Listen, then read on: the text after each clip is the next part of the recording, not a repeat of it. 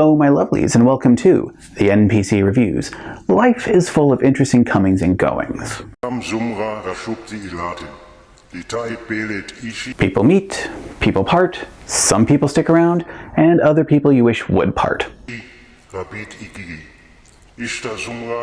I don't keep you here. Thank you. Anyway, the people we meet can send us in interesting directions or reaffirm the choices we have already made. So today we continue following Luce's journey through the Boiling Isles with the Owl House Episode 3, I Was a Teenage Abomination. Of course, I'm not a teenager anymore, so does that just mean I'm an abomination? Our story continues with a sunny beach and... Did you ever in your life think you'd see something as breathtaking as this? A garbage corpse. Good start. Ida exposits. Yes, it doesn't get much more inspiring than the trash slug. It makes a home, a life from what others have thrown by the wayside.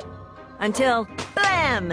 It gets blasted by a wave one day and croaks from all the salt. And then we get to sell the stuff it ate. But Luce is less than thrilled. She was hoping for... What if we tried some new lessons for my apprenticeship? Like, read ancient scrolls or mix together potions. But that's magic school stuff, which apparently Luce had heard mention of before but did not remember. And she was like going 11 at the time, so she can be forgiven. Ida continues about the wild and unpredictable beauty of magic, which is fair, but Luce isn't feeling it, and so Ida tries to give her a more meaningful first lesson. A great witch is resourceful, like this. Oh, hey, Gracie Slimeball. Use your slime ball wisely, young witch. And despite the stickiness, does not stick the landing. So Luce sounds the retreat, gives King some snuggly loves, and leaves Ida to acquire more merchandise. As she is strolling through the forest, reflecting on her life decisions, a mysterious voice is heard, and we come across... You can do it. Even if you get a bad grade, it's not a reflection of you as a witch. And my parents are right. There are better opportunities on this track. Now get to school. Oh no! Oh, little friend, I'm sorry! So precious. But this is interrupted by our mean girl, Amity, who hits the ground running with the bullying. Shouldn't you get to class early to prep your... Kill me! Oh, Willow. You don't have anything to show, do you? Witch drama. This is why people call you half a witch, Willow. There's more to that last remark, but we'll get to that later. After some more patronizing and condescension, Amity rolls on out, and we see the understandable rage of Gaia. I hate making abominations. I hate getting bad grades. Ugh, I can't stand this anymore.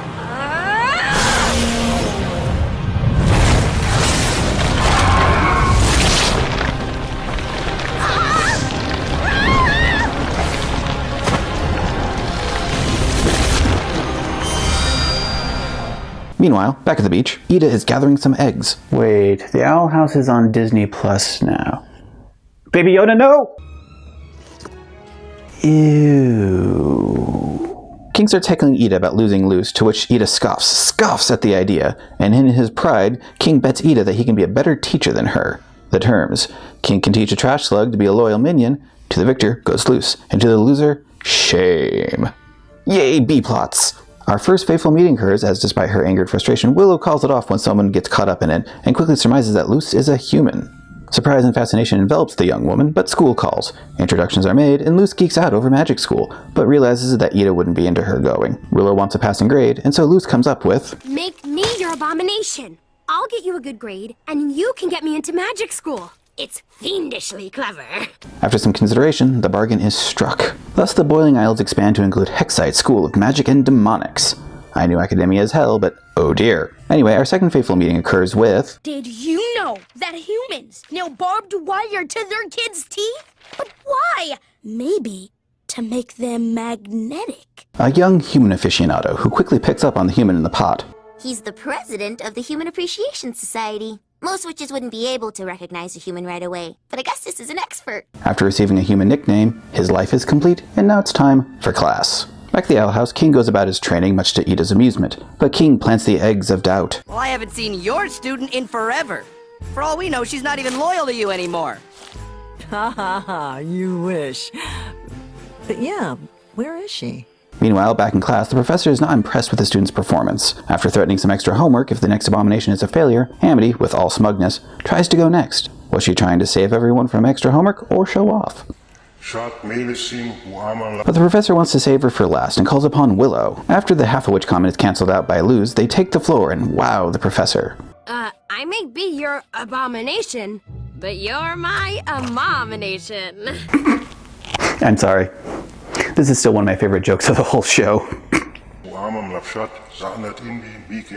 Passing grades are granted, but Amity is not pleased by the turn of events, however, further compounded by Willow getting the top student star from her, which does not make sense. One good grade does not a top student make, but we need something to escalate the conflict with Amity, who is suspicious and vows vigilance to reclaim her star. Ida begins her search for Luz, and after getting pointed in the right direction by a hootie, she realizes what is in that direction, and with panic dashes off. Upon seeing her worst fears, including Luz in a classroom, with a sense of loss she exclaims, "Why school?" Lunchtime at Hexside, all is fine until hunger causes a slip-up, and Amity knows that Luz is not an abomination, as they don't eat. Lucky. However, the shaking and the shouting gets her carted off to Principal Bump's office. Meanwhile, Ida returns to the Owl House to King and his slug. With the slug seeming to perform well, and the loss of Luz to the educational system, shame is given unto Ida, along with some gloating from King. Unfortunately, he has run out of snacks. Whoops! Our students are breathing a sigh of relief, while also learning the human custom of a high five, when Amity returns bringing in the big guns with Bump. Amity has told him of Willow's very lifelike abomination, and he wants to know what it's made out of. You can't just cut open a human, can you? Unfortunately, the autopsy is cut short by Gus practicing his new high-fiving skills. Kid's got talent, and with that distraction, Luz and Willow make a break for it. But Principal Bump is not so easily bumped out of the way. He's the principal for a reason, it seems. Despite the running and danger, Luz has her priorities straight. This is all my fault, Willow. I just wanted to see what a real magic school was like. Well, how do you like it? It's lovely, actually. But then they're sealed in. In the midst of all that, King is under attack and runs to Ida for help. After some gloating of her own, she agrees. After some running, it seems like their jig is up. And someone once told me, great witches are resourceful. That's it! You mean that greasy slime ball? Luz, it's a seed! Thank goodness you had it on you.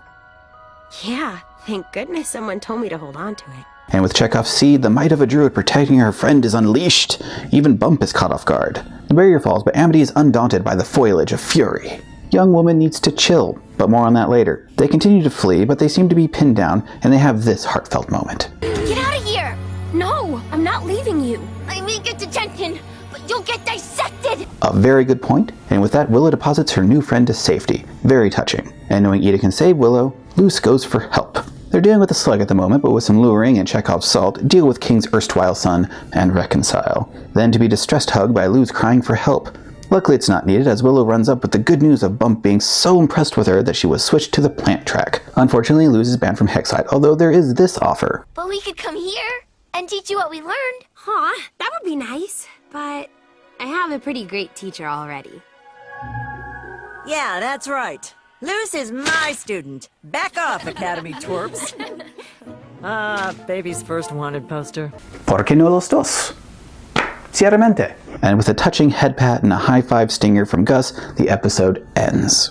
This episode gives us a lot. Introductions, setups, and world building. So far, the Owl House has used its world building organically and in service to the story. The magic school serves as a temptation to Luz, who finds her lessons lacking, and to our dear Ida, it is a bane and a threat. I greatly enjoy world building, but it shouldn't be done solely for its own sake, and so far the show seems to be avoiding this.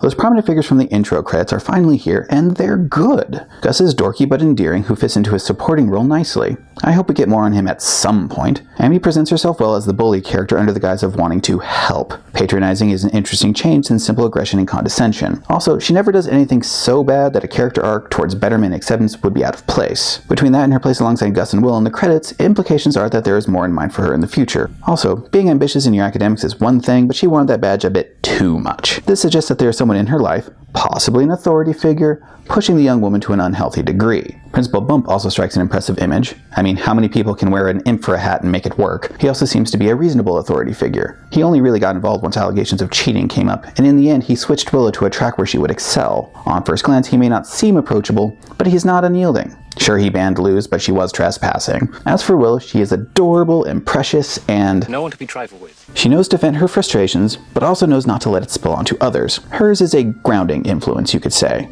Also, she isn't vilified for any of that, and that is appreciated. As for the half-a-witch thing, there was a lot of speculation about her heritage when this episode first came out. Whispers of her secretly being half-human, and if not that, confusion on the nature of the insult. Let's consider. Witches aren't born with their magic on. It manifests at some point in childhood, and Amity's manifested first. In this case, it comes across as when children or parents start comparing about who did what first. Talked first, got adult teeth first, rode a bike first, etc. Couple this with Willow's non-ability with abomination magic coming across as a lack of development, and to me the insult of half a witch is essentially their version of calling Willow a baby. Either way, kids can be so cruel. We can? Thanks, Mom!